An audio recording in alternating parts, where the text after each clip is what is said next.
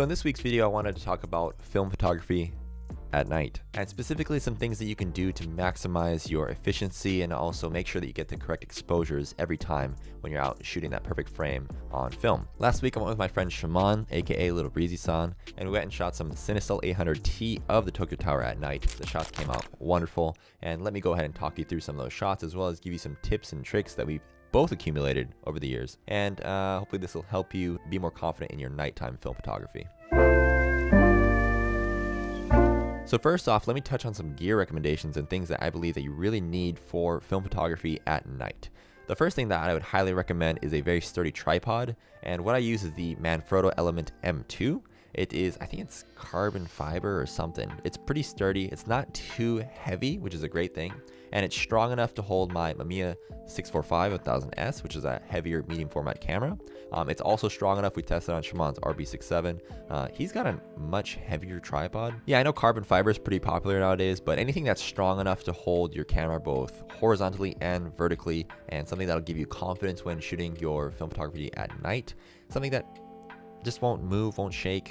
That's what I'd highly recommend. I'll go ahead and link the one I use below, but yeah, do your research, get a strong tripod. The second thing that you'll need is a good light meter, and what I use is a Sekonic 408. Shimon uses the Sekonic 308, I believe, and they're both very good light meters. Sekonic is one of the best makers of light meter tools out there, and historically they've been one of the premier sort of companies.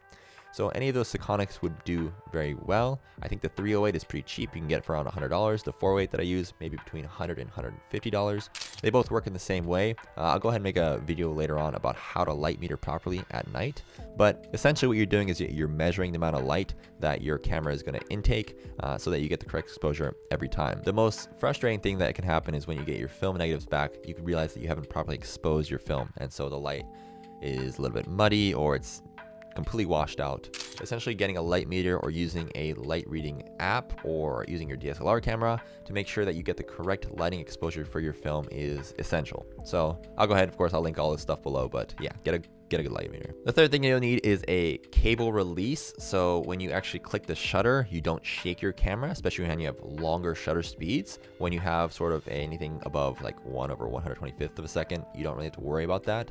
But when you get slower shutter speeds, when you actually click the shutter on your camera, that instills a little bit of shake and that can blur your image. So using a cable release mitigates that. But for us broke boys out there, I don't use a cable release. I just use a self timer on the actual camera. So my 645 has a self timer switch where you just pull it back, it releases, and it'll take your shot within, I think, like 3 or 5 seconds. So if you have a self timer on your camera, that's a great tool to use, and it'll allow you to not buy a cable release and save some money. And finally, the last piece of gear that you'll need, and perhaps one of the most essential, is the actual film stock itself. When you shoot nighttime photography, a thing that I would highly recommend is shooting on a higher ISO speed film. So anything around 800 would do wonderfully. I used Cinestill 800T for these Tokyo nighttime shots. You can also use another one of my favorites. It's Lomography's 800 film stock. That's another great film stock that you can use at night. These are some images that I've shot with it, and I'll link both those as well below. Now some actual tips for shooting film photography at night. Oftentimes when you're shooting film photography at night, you're going to be shooting landscapes, or in our case today, we shot the tower and its surroundings. So for landscape photos, oftentimes you want to shoot at a larger f-stop. So anything from f8 above is typically what I would recommend. Essentially what it does is that it makes more of the image sharp. The foreground elements aren't as blurry, and there isn't as large of a depth of field for the image, and it allows for more sharpness and overall detail in your photos. Now the caveat to lower depth of field is that it requires more light, and so what you'll need to do is shoot at longer exposure times. Most of these shots I took here are for 1 second or for 2 seconds.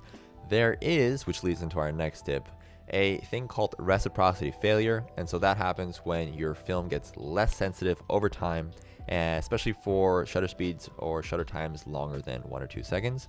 What you'll do is you'll go ahead and look up the table chart, and essentially for whatever reading or time that your photo requires, so let's say it's a 10-second exposure, you'll put that to the power of whatever that reciprocity failure sign is for that chart.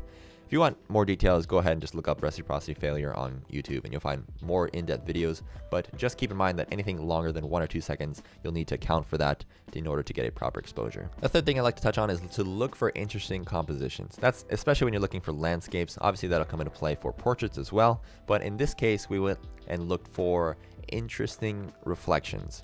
So we got a couple really cool shots off the reflections off a couple buildings right next to the tower. And as you can tell, when you have manually focused cameras, that'll ensure that you don't focus on the foreground, but you're sort of at an infinity focus range and your photos will come out very crispy. And the final thing you can do when you're shooting, especially, I mean, when you shoot 6.7, you've got limited frames and you don't want to waste any shots. But when you have 6.45 or 35mm film and you have more shots to spare, one thing I like to do is actually bracket my photos. And what that means is I'd like to take sort of an underexposed and an overexposed version of the film. You're never really 100% sure exactly what the exposure may come out and render on your film, so I like to take that just in case, and then just kind of choose the one that I like better. It's definitely not a cheap option to film photography at night, but if you've got extra frames, I'd highly recommend it. It'll give you more leeway in the editing process, and I don't know, it's kind of an insurance policy. So those are some tips and tricks that I often keep in mind when I shoot film at night. If you have any questions, please leave them in the comments below. I'd love to take a look at them and see if I can answer anything or the community can help you out. As always, really appreciate you guys watching to the end. Please go ahead and like the video. It helps a lot. Subscribe and turn on post notifications.